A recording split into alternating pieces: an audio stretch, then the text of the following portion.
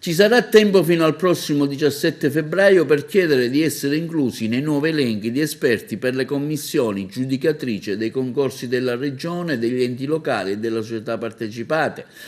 Questo quanto stabilisce l'avviso dell'assessorato regionale della funzione pubblica e delle autonomie locali, pubblicizzato sulla Gazzetta Ufficiale della Regione Siciliana lo scorso 17 dicembre. Dopo 10 anni, sottolinea l'assessore alla funzione pubblica all'Agrigentino Marco Zambuto, il governo Musumeci ha avviato anche il rinnovo degli elenchi di esperti, tra i quali scegliere mediante sorteggio pubblico i componenti delle commissioni giudicatrici dei concorsi. Gli ultimi approvati con apposito decreto risalgono, continua Zambuto, a gennaio del 2012. Anche i nuovi elenchi saranno regionali e provinciali in relazione all'ambito operativo dell'ente interessato e saranno distinti per tipologie professionali.